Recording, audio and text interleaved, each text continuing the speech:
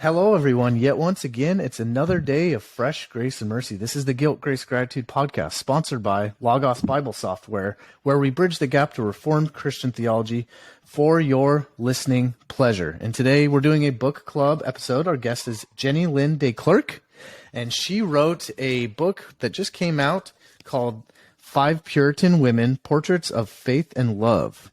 And it's published by Crossway. There's a link to our show notes for Crossway. It'll go right to the link right to the page to get this book and check it out. It's great. I read it in a few days, and I'm sure Peter wrote it in a few hours. But no, it's great. It's a great. She's going to go through 5 Puritan women that you guys have to know about, their stories and why they're so important in our Christian faith. They're heroes of the faith. So. There's some other information in our show notes, like how to get a hold of Peter and myself, just resources of who we are and where to find us. We're on social media, fortunately and unfortunately, I guess. We're on Twitter and Instagram, guiltgracepod, the handle for both. And then we're on YouTube. So if you would rather just watch this video and listen to it that way, we have you there. So YouTube, and then you can see, what the book looks like and other visual stuff. But also there's a link to find a church near your area. So it is kind of specified to a confessional or reformed church near your area. So if you're really kind of looking for specifically that type of church, the ones that, kind of like Peter and myself go to, I'm at an OPC, he's at a Reformed church as well. So if you want to look for one of those specific types, there's that link.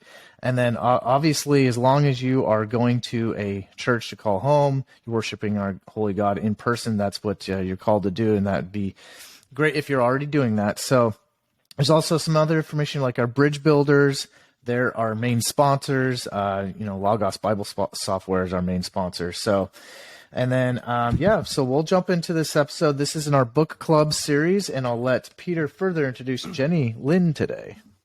Yeah, we have Dr. Jenny-Lyn de Klerk. She's works as an editor of Crossway and has multiple degrees in church history and historical theology, hence writing this book, specializing in Puritan spirituality. Also written articles for Themelios, the Midwestern Journal of Theology, and the Gospel Coalition, and contributed to the Lexham Dictionary of Church History. She and her husband, JD, live and attend church in, I'm going to try to pronounce this, Tsawwassen, British Columbia. So thanks for coming on, Dr. de Klerk. Yeah, thanks so much for having me. Good job for attempting Tsawwassen. Yeah.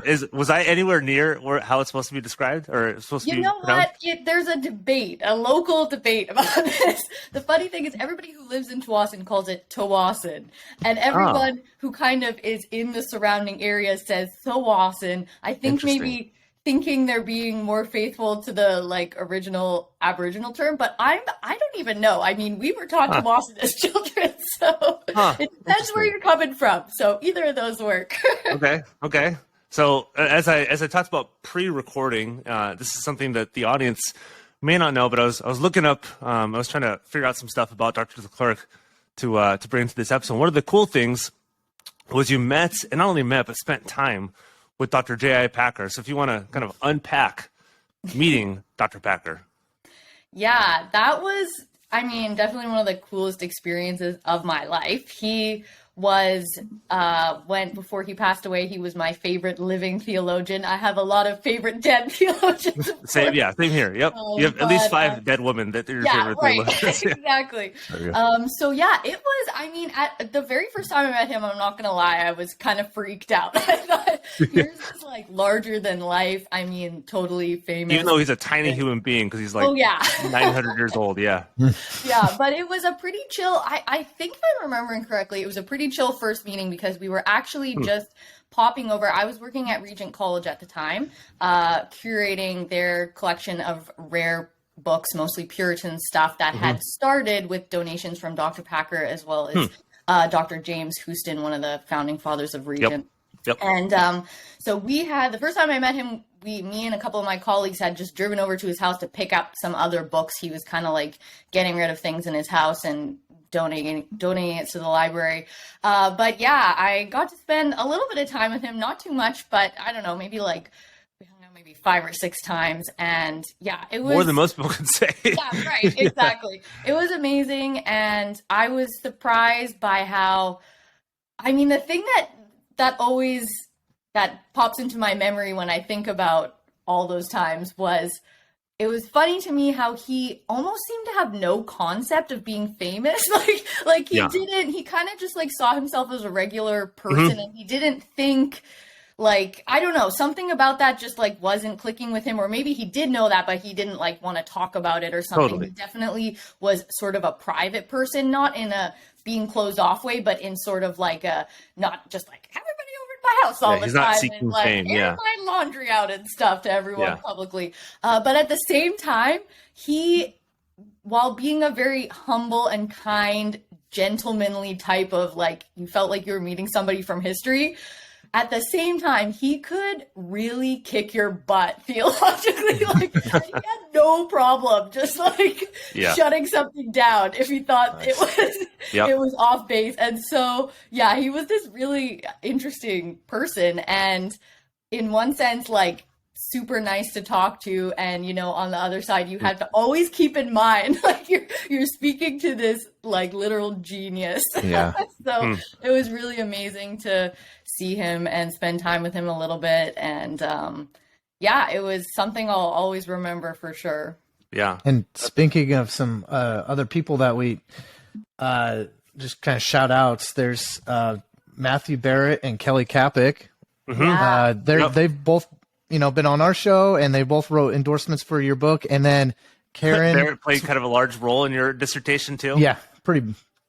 Sorry, I didn't hear what you said, Peter. You guys are Barrett played a pretty large role in your doctoral work too. Yeah, he was my supervisor. So really good times at Midwestern. It was so fun being one of his students, and I'm really glad that I got in, because once Dr. Barrett started working at Midwestern, he became like ultra popular, and everybody wanted him to be a supervisor. So you got in before it was cool. You were like the hipster before they got into Dr. Barrett. Totally. Yeah, it was so much fun. And yeah, I knew I wanted him because I had done my master's thesis on Owen and Calvin, and I knew I wanted to keep writing on Owen, even though there was a period of time I was trying to convince myself to not write on Owen because he's kind of like having a renaissance, and I thought, oh, maybe I should like go in another direction with somebody who nobody knows anything about. And then, you know, I just couldn't do it.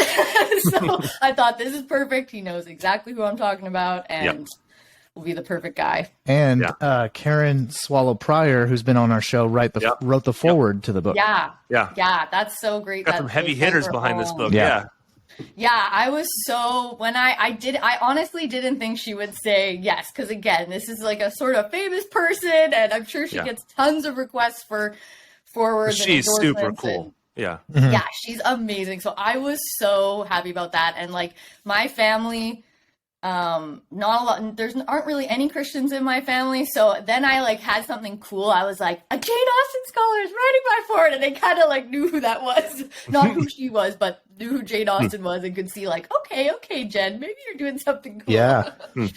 And yeah, Kelly Kapic as well. She's been one of my favorite theologians for a long time. And Little Handbook for Theologians was one of the first things that I read before Bible college, like 10 years ago. Amazing. Yeah.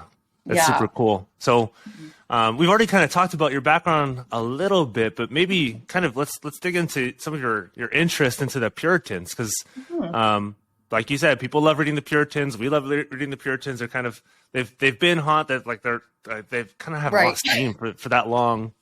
So many who listen to this are maybe can like fancy themselves Puritan fans, or like, oh, I love reading the Puritans, but they don't go for books generally written by women, unfortunately, we think. But what got you interested in Puritan women in general? Because your dissertation's on John Owen, a lot of your research on him, but what got you into Puritan women more particularly?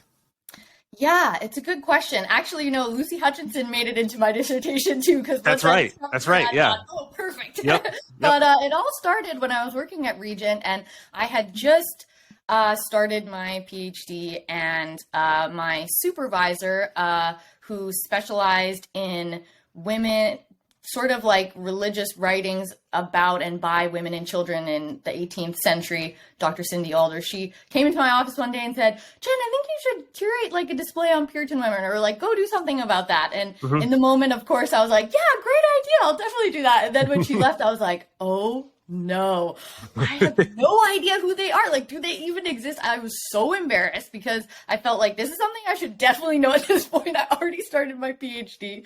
And so once I got over that embarrassment, I, went straight into the stacks and started researching. And I was just immediately struck by what I was reading. And, not totally surprising that I loved it because I was already into the male Puritans, but it definitely connected with me, in a bit of a different way. And I was reading these women who were, Christians and writers, and I felt like I could relate to them a little bit. And so I started just like adding bits and pieces about them to the lectures that I was giving at the time at various schools and churches, and just kept getting a really good response from people. And something that would happen every single time, inevitably, was someone would come up to me, or multiple people would come up to me saying, what else can I read? I want to learn more about that woman. And I just honestly didn't have a lot to recommend to them, mostly because these people were sort of looking for like devotional read, like fun, like accessible stuff. They didn't know anything about the 17th century. And so I didn't, even though there was all this academic stuff, I just felt like, oh man, this is not gonna, they're not gonna be into it. It's not gonna be what they're looking for. And the more that happened, the more I thought, maybe this book should be written, and maybe I should write this book. So that's how it all went down.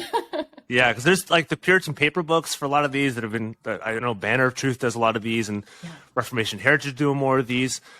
And before we get into next question, what do you think has led to, we know so much, and there's probably some obvious answers to this, of course, but what do you think, like we know the male Puritans so well, but these female Puritans who've actually like done a lot, like and done some incredible and crazy work, are not as well known today as maybe they should be. I don't know if you have any kind of insight into that too.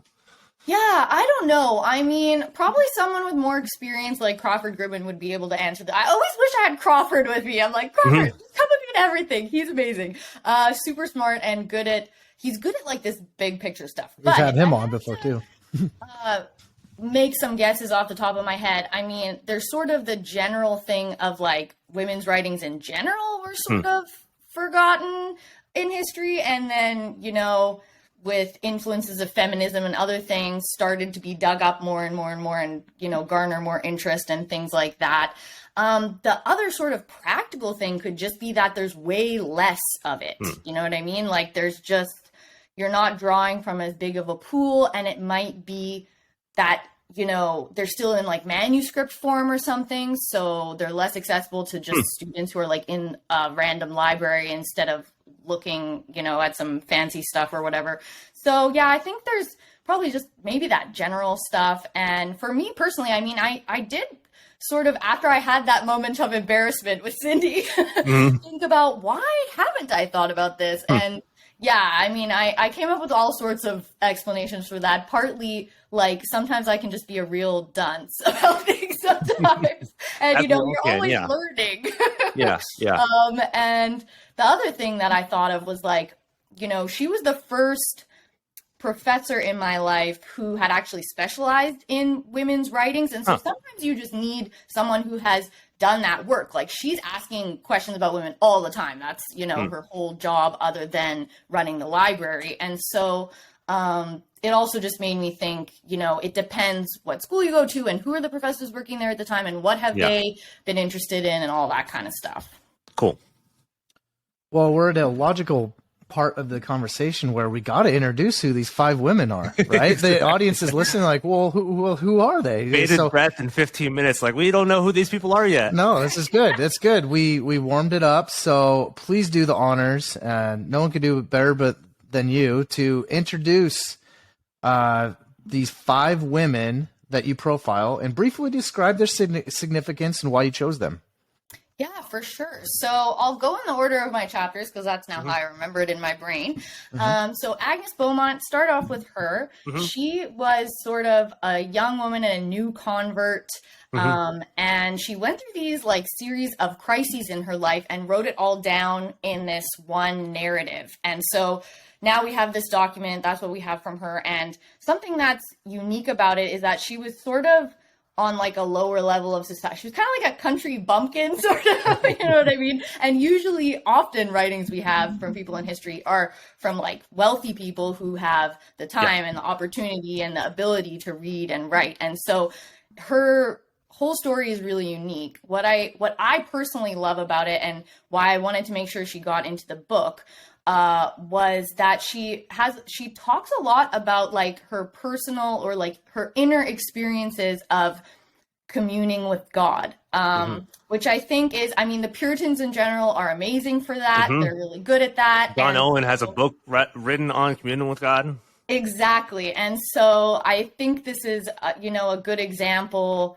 We see lots of sort of down-to-earth examples of that. Owen's book is, of course, amazing, but it's sort of the more high-level theology. And now in this one... Really high level, Yeah, we just sort of see this young woman, like, going through all these crazy things in her life and how she, continued to rely on God and feel close to him and all that kind of stuff.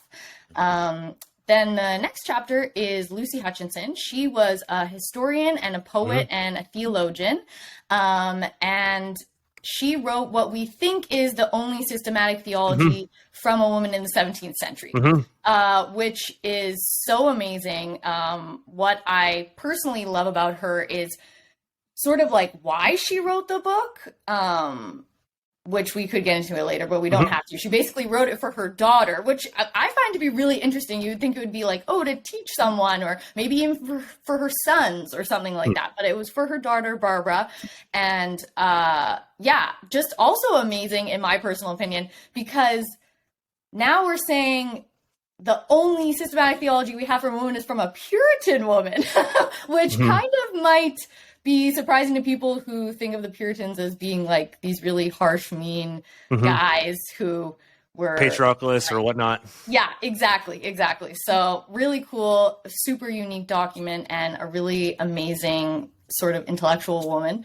The next chapter is about Mary Rich. She became a countess when her husband unexpectedly inherited his father's estate.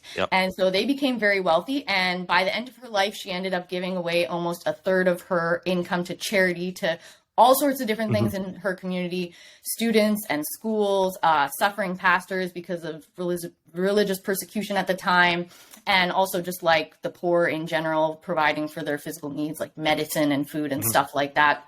And she wrote what would be the only published set of meditations by a woman in the 17th century. And what I really love about her story is that her personal life was kind of sad. Like she went through these really difficult things that I get into in the book, but at the same time, she became this sort of like powerhouse of a woman for her community and sort of like turned this tragic situation into her life into something that was really beautiful and helped a lot of people. And then the next chapter is about Anne Bradstreet, who I think is probably going to be the most well-known woman for someone coming in. I hear from my American friends that she's probably the best about known. Anne Bradstreet. Yeah, so that's really cool. Probably everyone knows she immigrated to New England as a newlywed with her husband and her parents, and sort of set up house there and started to have kids. And she became the first person, male or female, to publish a book of poetry in America. There's all sorts of amazing things that we can learn from her. But I think one of the things I love is that sometimes you can like express theology and spirituality in a different way using poetry as compared to prose. Like sometimes it can pack a stronger punch, sort of, because it's like this ultra fine-tuned, verse that you're writing. So she's really great. And then the last one is Lady Brilliana Harley, who's known for her letter writing. The sort of like externally cool thing about her life is that she defended her home and her family, as well as like employees and other Puritans in the area from an attack against them by the Royalist army, because they were parliamentarians. And so this is the English Civil War we're talking about. And so she did that by writing letters to the Royalist, to and from the Royalist commander, as well as with the king, which is so cool and crazy. We don't go into too much detail about that in my book because it's all like political stuff. I sort of assumed people are not that into 17th century politics. But what we really dive deep into is the almost 400 letters that she wrote to her son, Edward, her eldest son, starting from when he went off to college and then also, you know, during the Civil War and stuff. And all of those letters, they contain all sorts of advice about like religion and health and community. And yeah, something I personally love about it is that you sort of get this peek into a super private, you know, intimate mother-son relationship that, you know, maybe we wouldn't have seen otherwise if it was like another form of writing about them, or so like someone else describing their relationship, or even one of them describing their relationship. We actually see what was she saying in the moment to her son in this sort of private way. So yeah, all really fascinating and diverse stories. Yeah, that was really well done. I think that was 5 minutes long for 5 people. That was bravo. That was really good. Usually we get much longer explanations. That was perfect and succinct. And maybe to add on to that, was there like a cutting board? You had 15 women. You're like, man, I can only have 5 in here. Like, how do I choose these 5? Or did you start with 5 from the beginning? I started with 5 once I had like submitted my proposal to Crossway, but before then I was going in just with the general idea of I want this to be short and accessible and like fun, like not too academic. And so I knew I wanted it to be like not a super long book in general. And then from there, I sort of tried to choose women who, first of all, wrote in their own words. I didn't want to rely on, you know, not that there's anything wrong with like reading a man talking about a woman or something. Totally. But it's, you know, obviously way more interesting now when someone's talking about their own life. And then I also wanted women who were talking about Christian life stuff, because I felt like that would be things that most directly related to people today.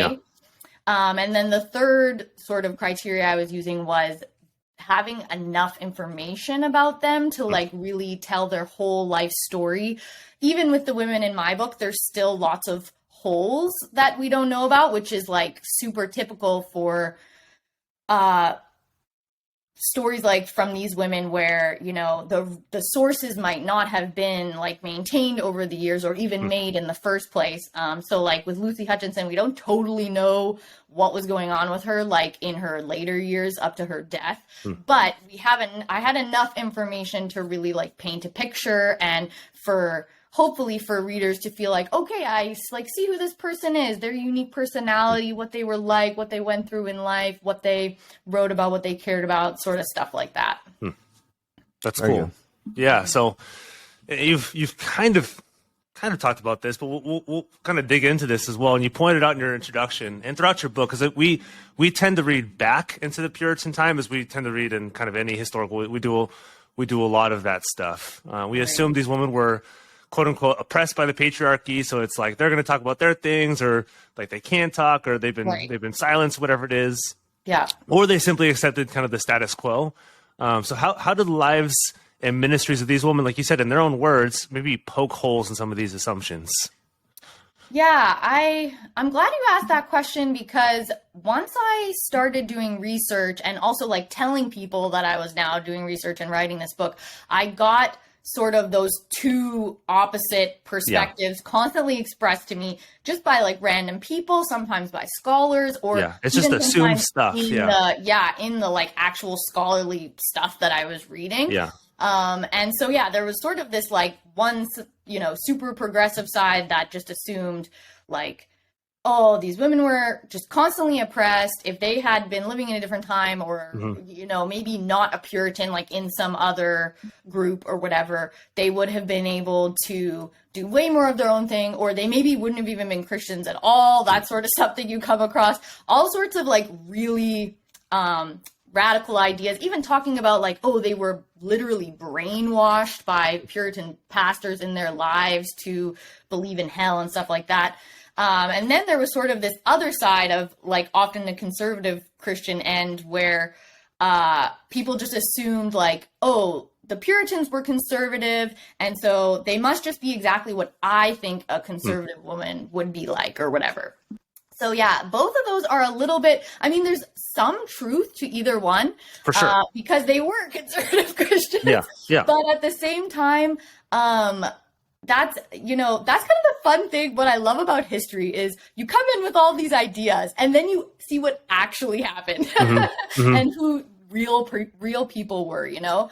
And so, yeah, we could come up with all sorts of examples. I mean, we might say they were, you know, on the one hand, maybe they didn't feel super oppressed because they constantly write about like how much they love their husbands and how happy they are with their married and their family life, which, you know, we associate today with being like super conservative. But at the same time, they also pursued their own interests within Puritanism and were even sometimes like explicitly publicly supported by the men in their life. We see all sorts of things like Lucy Hutchinson, she couldn't go to university because no women could go to university. Yeah. But she was like, okay, well, I guess I'll just read on my own and write all exactly. all my own stuff anyway. Educated herself. Yeah, exactly. And, you know, there are also some examples that we come across that we might think of as like, oh, that's like a little bit immodest, or that was like too confident of them or something. I wouldn't have expected this Puritan woman to do this. Examples that come to mind are like, there was this guy named Lord Berkeley who wrote to Mary Rich asking her, like, approaching her, asking her to teach him how to live a godly life. So then she kind of writes this whole essay back about like how to structure your life according to spiritual practices and loving God and all this kind of stuff. But my favorite example, if I had to choose one, I don't talk about this in my book, but my favorite is this sort of like, I don't know what to call it, this like sassy diss that Anne Bradstreet comes up with in one of her poems where she sarcastically says, like, she's writing about sort of her own poetry, and she says basically like, men, we know you can do the poetry better than us, but like, let us just give our little bit, even if it might be really trashy. But you have to sort of like read between the lines and see that she is using sarcasm. And that sort of becomes apparent once you realize that the imagery she's using for like what to give women who are writing poetry is actually like these items that would be given to the champion at an Olympic Games. So she's saying like, you know, oh, actually we're the best. But the funniest part about it is that you literally won't even know she's making a joke about you unless you are as smart as her.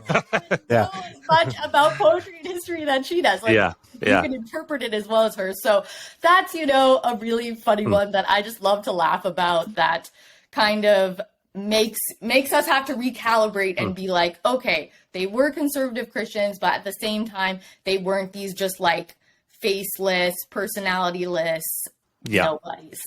Totally. Yeah, which you can tell you didn't set out in your book to do that, but just through reading and through the primary source materials, you're like, oh, this is how they come across. I'm not trying to prove this. It just comes through some of their writings. Exactly. Yeah. And that's kind of, you know, I don't talk about it explicitly in my book, but I hope that, you know, if a student or somebody who is doing some more academic research happens to read my book, that would rub off on them a little bit, because it's hard, I think, sometimes for scholars to like rein in their ideological, you know, desires of what they want this person to say. No, you do a great job with that. Good, that's great.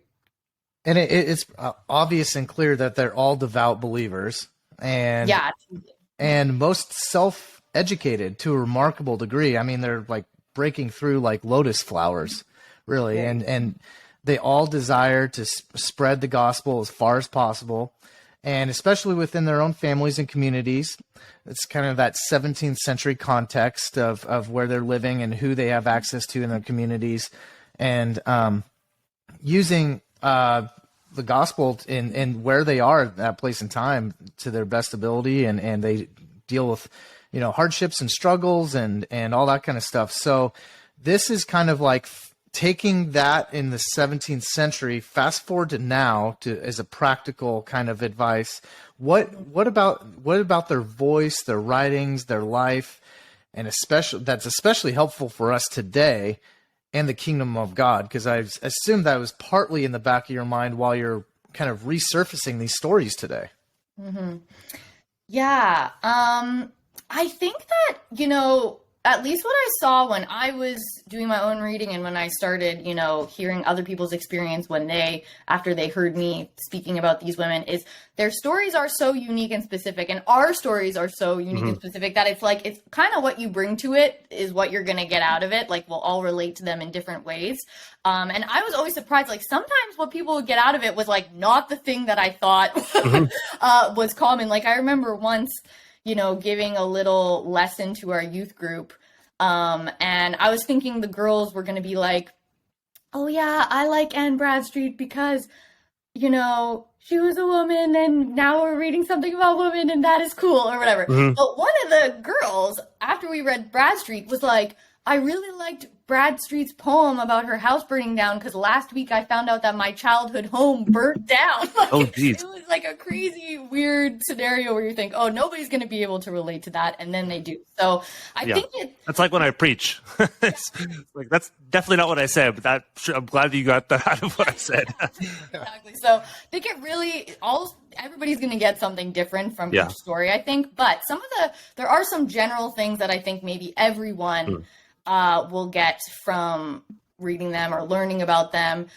There's sort of, I think, this overarching theme with the Puritans in general, but especially with these women, about sort of how to devote yourself to God in everyday life with all the sort of messiness and random things going on. And so obviously that's something we also get from the writings of Puritan men. But I think with Puritan women, you can always almost take it a little bit of a step further, just because they're kind of writing in this raw, unfiltered way. Even though we do have, guys like Baxter and Bunyan sometimes will write about their lives, at least way more than John Owen. So you do get a little bit of that.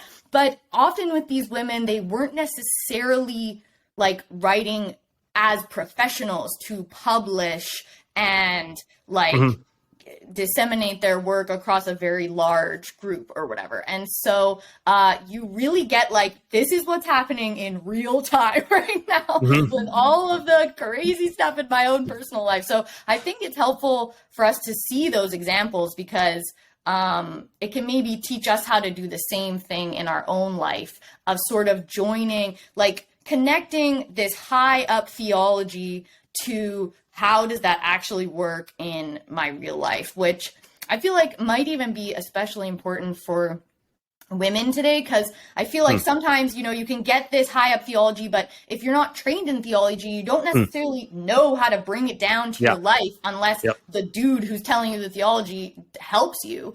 And then sometimes, women can get all sorts of practical life advice, and then they're not sure, okay, well, I think maybe that's good advice, but what is the theology behind that? I don't really know. And so reading these women can not only sometimes they can give you super specific examples where you read it and you're like, whoa, that's a one-to-one correlation to my life. And now I just have this great wisdom about some specific thing I'm going through. But even if it's not that, just seeing them do the up and down of they're working out the muscles helps you to sort of develop that a little bit in your own life.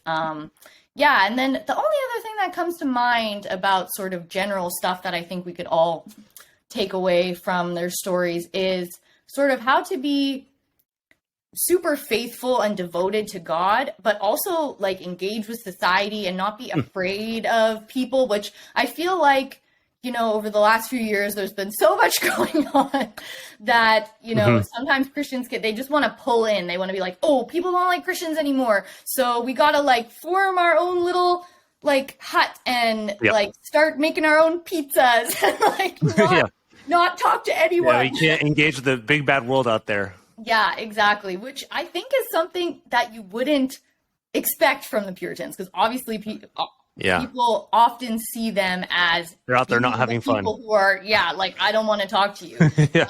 But they really blow that stereotype out of the water, in my opinion. I think that, like what you're saying, these women are remarkably relatable for both men and women today. Yeah, totally. And just day-to-day practical life with family and leaning on and trusting God. And you might not have a official technical education of theologically understanding stuff, but you can know your Bible really well and lean on God's word and know scripture throughout the day and lean on that and pray. Totally. So that's exactly what I'm talking about. Nice. Yeah, and so one thing too that I was fascinated at, and you've already talked about some of this stuff. Your chapter on Lucy Hutchinson was really cool for me for a lot of reasons, as every chapter was really cool. Her literary output and her poems, you've talked about some of this stuff, but she's also credited as the first woman to pen what I saw as an epic poem, as well as the first noted translator of Lucretius's De Rerum Natura, which I read last year in the summer, which most people were like, she reads Latin and she can translate from Latin to English, and she's probably self-educated in some sense. So can you elaborate on her life and maybe too some of the surprising things you found in some of these women? You're like, they did this? Are you kidding me? And they were known for this, and we don't know this about them? Right, totally. Yeah, I'm so glad you know about Order and Disorder. I absolutely love that. It's so cool. Like, some scholars think that might have been her response to John Milton's Paradise Lost, because there were a lot of Puritans who, I mean, people think of Milton as a Puritan, so that it's a bit ironic that, you know, the Puritans that we think of when we're talking about the Puritans as sort of like Reformed Christians or whatever, were actually thought that Paradise Lost was like not quite on point theologically. So some scholars think like, oh, maybe she wrote this as like a correction. It's like, listen, Milton, this is the right way. Exactly. So we don't know that for sure, but I'm glad you brought that up, because I just find that to be funny, and it's a very amazing poem. And and it's not just like kind of fruity. Right. It's like, it is really good. It's like the best, if people know who like George Herbert or like John Donne, something like the older poets, it's like, it's on par with that. It is really technical and it is incredible. Totally. It's so amazing. And if you are a student listening to this right now and you're looking for somebody to research, please go to Hutchinson and do something about her theology, because that's a really under-researched topic. There's a few things out there, but even the things that are out there, like, they're really great, and then once in a while they just like make this misstep, and it really bothers me. So I want there to be more about this. Yeah, and totally. Yeah, it's the same with Latin. She was very good at Latin. She literally wrote in her little autobiography about herself, which I'll talk about in a minute. She like makes this side note of like, and I got better than my brothers at Latin, which is really funny. But anyways, so we know a little bit about her sort of early life story, because she has this little autobiographical section at the beginning of her Memoirs of Colonel Hutchinson, which was a book she wrote about her husband, but not just about him, sort of like the local occurrences of the Civil War in her area, and like taking record of events and stuff like that. So it's basically a history book. And so, in this little autobiographical section, she talks about when she was a young girl, she hated doing like the girl things like sewing, and she would try to get off alone and read by herself, and she would like ditch her playmates to go listen to what the adults were talking about. And so overall, just like a really nerdy girl, super into books and learning. And then she kind of goes on to tell the story of how she met her husband, who was once visiting the Hutchinson home, and Lucy's sister was there, like giving him a tour, and he saw this stack of Latin books and said, "Oh, who do those belong to?" And she was like, "My sister, Lucy." And then he was like, "Ooh, I'm interested in her." Yep. Exactly. And so that was literally how they met. He was like, "I'm determined to meet her now." And yeah, they, not surprisingly, sort of went on to get married and have this really rich, intellectually active life together. They like discussed theology with local pastors, and they taught their kids, and they were really involved in politics, all sorts of stuff. And then the Civil War hit, and of course, lots of things were starting to change, like chaos ensued. And her husband, like I said, was a colonel, and Hutchinson became a nurse. And they both ended up surviving the war, but her husband later died in prison. And so at that point, she sort of lost all of her financial stability and had to care for her kids alone. And then that's sort of when some of the records end. Like I mentioned earlier in this podcast, we don't totally know a lot about what happened with her later in life. It seemed like she was sort of moving around to like different friends' homes, staying with them because she had sold her estates. And we do know she was attending church in different areas, because we have like sermon notes from her, like when she was at John Owen's church and all sorts of stuff like that. So yeah, I think the most surprising thing that I found in her story was what I already mentioned, that she not only did she write the only systematic theology we have from a woman at this time, but it was for her daughter, which is like so interesting and beautiful, and to me was unexpected. I was surprised to see that. Yeah. And I mean, just really cool. Like, imagine your mom writing a theology book for you. And not just like some random whatever, but it's like thick and strong and convictional and confessional. It's she knows her stuff. Exactly. Yeah. So amazing. And yeah, like I said before, the fact that it was from a Puritan woman just sort of helps us get a better idea of what were the Puritans about, and, you know, get rid of some of these stereotypes that we're so attached to. Yeah, totally.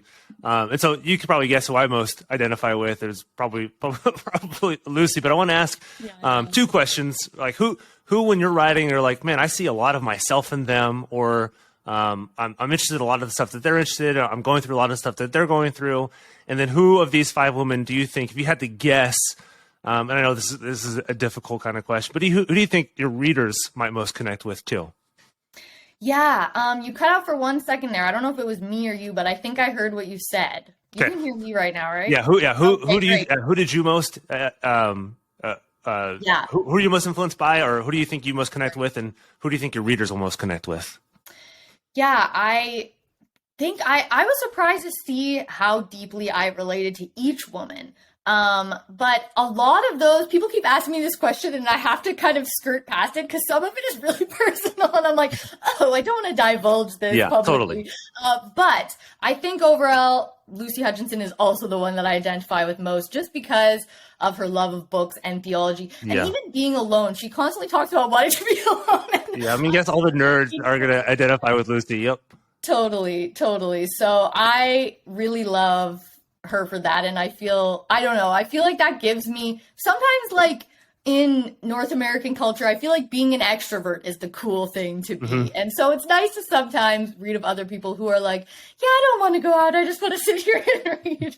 But I think it'll probably be the same for everyone else who reads this book. I'm guessing they'll end up identifying with all the women in different ways. Yeah. But maybe more so with some over the others, depending on maybe like big parts of their life. Like maybe if you're a mom, you'll identify more closely with Lucy Hutchinson or Harley or something like that. Or maybe if you feel like an outcast in your life, you'll relate to Beaumont or something like that. So yeah, I think, sorry, go ahead, Peter. Oh, no, keep going. Sorry. Oh, you looked like you were going to say something. But I think it really depends who you are, and you'll probably find all bits and pieces throughout their stories that you can kind of feel like, oh yeah, I've sort of been through something like that before. Yeah, because you don't just talk about the cool stuff or the reading the books and writing systematics and writing poems, but you also talk about like the deep despair some of the families went through, and not just like bits and pieces here and there, but like a cascading effect of some of the despair that some of them go through that I think people will really identify with. And like, how do I not just deal with this, but how to like writing beautiful poems and expressing their feelings about this. And again, not just in a surfacey way, but in a really thickly theologically informed sovereignty of God way. Yeah, 100%. That's a great explanation. Before my last question, I think something that's helpful for the audience as we kind of land this plane that you brilliantly put out into the table of contents is kind of like a really concise, like few word description of each of these women. So if you don't mind, I'm just going to rattle them off and then I'll go into my question. And then of course, after I rattle them off, if you have a comment, go ahead. Yeah. Agnes Beaumont, daughter as evangelist using memorization. Mm-hmm. And then Lucy Hutchinson, mother as theologian using fellowship.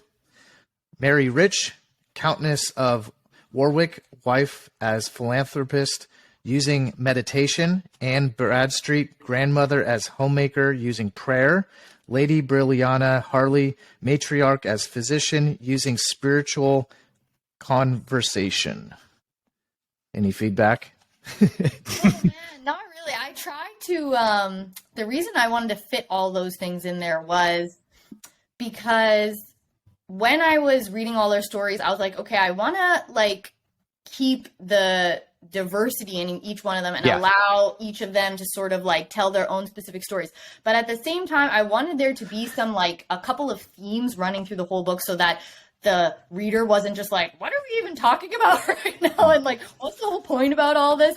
So I kind of tried to, once I started delving further into the primary sources and the secondary sources, I sort of made like a mind map of like, what are all the things they're talking about and what are some of the stuff that's coming to the top of the surface that we can grab onto and say are these themes through each one of their stories. And so the reason I sort of had those three parts, sort of their role in the family, something that they did in society, and a spiritual practice they used was because those things really came through to me. When they did theology or spirituality, they talked a lot. It was like in the context of their family life, which makes sense. And they, you know, because they were Puritans, they had a lot to say about spiritual disciplines or practices that they used throughout their life. And in addition to that, they had these amazing gifts that they used in their community and their family, like evangelizing and that kind of stuff. So that's sort of how I came up with that, to try and give the reader a bit of a heads up for like what's going to happen in this chapter, because it's a lot of specific details about things. So that's where I was going with that. Cool. It's very helpful. Yeah, who they were and how they most applied their faith in their story. Really, just kind of like very helpful. Yeah. So what are you hoping your readers will take away from your book, and what work of these five women would you have them start with first? Great question. I think in general, I hope that readers will sort of find a friend or see their own stories in the stories of these women, and maybe learn a little bit about some of the stuff I mentioned earlier, like, having a close relationship with God in the specifics of your life, and getting good at, systematics theology, but also practical theology, and being close to God, but also engaging with society, all those kind of general themes. I hope that some of those would come across a little bit, whatever is helpful for them. I wrote the book so that you don't necessarily have to go read the primary sources yourself. But if you want to, that's a great idea.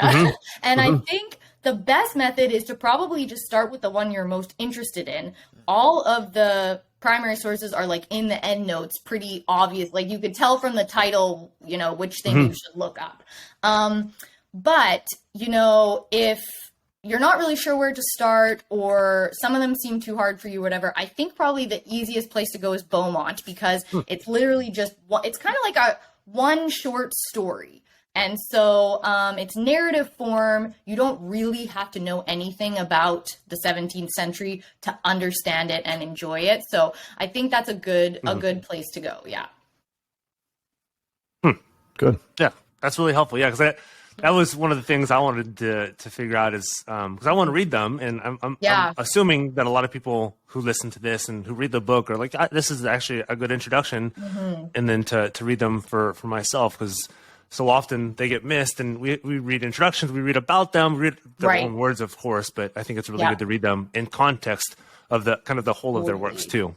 Yeah, if you read my book and feel inspired to go to the primary sources, I absolutely encourage that, because it's a whole crazy experience. Like, at least that's how I feel. Every time I read some document from history, I'm always like, whoa, that was not what I was expecting. And, it's just so fascinating to read someone who's writing at a different time in this totally different, like maybe a different place in the world or whatever, hundreds of years before you. And yet you're like, whoa, I feel like I know this person and they're talking about things that I can relate to and understand. So it's a very exciting adventure doing the primary sources for sure. Awesome. Yeah, well, Dr. de Klerk, thank you so much for coming on our show, for writing this book on these Puritan women, for, if people haven't read them before, introducing them or reintroducing them, whatever may be the case for some of the readers. But thanks for coming on. Thanks for all you do. Thanks for your editing work and the stuff you've done for those who are reading your work. Yeah, thank you so much for having me. This has been really fun. Thank you.